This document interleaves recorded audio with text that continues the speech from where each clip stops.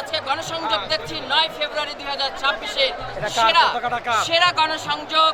আমরা কথা বলছি পল্লবী থানা বিএনপি আহ্বায়ক কামাল হোসেন খানের সাথে। একটু আজকের গণসংযোগ সম্পর্কে একটু বলবেন।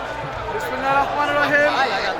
আমি আপনাদের মাধ্যমে এই ঢাকা 16 আসনের সর্বস্তরের জনতাকে যে মেসেজটুকু পৌঁছিয়ে দিতে চাচ্ছি যে আজকেই আমাদের নির্বাচনী প্রচারের সর্বশেষ প্রচারণায় আমরা যে নেমেছি, সর্বস্তরের মানুষ দলমত নির্বিশেষে, ধর্ম বর্ণ নির্বিশেষে সকল সাধারণ মানুষ আজকে আমাদের এই মিছিলে অংশগ্রহণ করেছেন।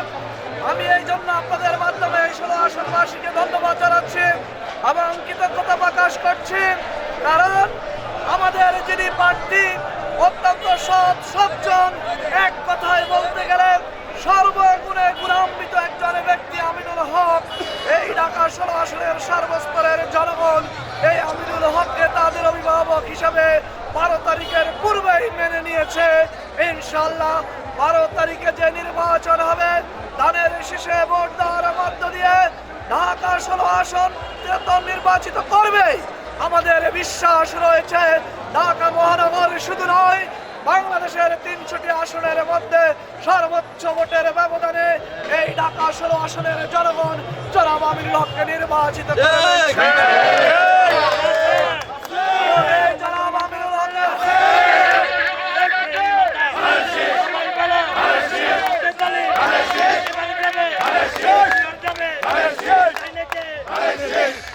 আগামী 12 ফেব্রুয়ারি নির্বাচনের মধ্য দিয়ে আমিনুল হক নির্বাচিত হবে।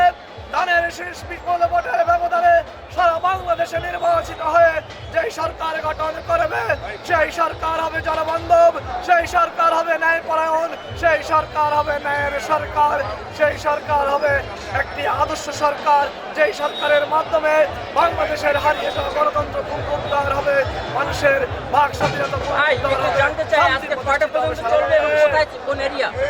আজকে আমাদের এই গণসংযোগ এই 12 নম্বর সি ব্লক মোড় থেকে শুরু হয়ে আমরা শুরু করতে চেয়েছিলাম সিরামিকের গেট থেকে। ইতিমধ্যে সিরামিকের গেট পুরা রাস্তা লোকে লোকারণ্য হয়ে গেছে। আপনারা লক্ষ্য করেছেন আমাদের এই সি ব্লক কালচি রোড থেকে এই রাস্তা লোকে লোকারণ্য হয়ে গেছে। হাজার হাজার মানুষ স্বতঃস্ফূর্তভাবে এই মিছিলে অংশগ্রহণ করেছে। এই মিছিল আমাদের কালচি রোড হয়ে, বাউনিয়াবাদ টেম্পু স্ট্যান্ড হয়ে, আমাদের এভিনিউ 5 হয়ে, 10 নম্বর জুটপট্টি হয়ে, 6 নম্বর বাজার হয়ে, আমরা 7 নম্বর মিলপিটার মোড় দিয়ে আমরা ইস্টার্ন হাউজিং গিয়ে আমাদের এই আজকের মিছিলের কার্যক্রম শেষ করবো ইনশাআল্লাহ। ধন্যবাদ প্রিয় দর্শক, আমরা আপনাদেরকে নিয়ে যাচ্ছি এখন সরাসরি আমিনুল হক সাহেবের গণসংযোগে। আমরা আপনাদেরকে রাখছি আমাদের আজকের এই গণসংযোগের পুরো এরিয়াতে থাকবেন আমাদের সাথে। আমি ছিলাম আপনাদের সাথে শাহ আলম সম্রাট, রিপোর্টার MCB টেলিভিশন।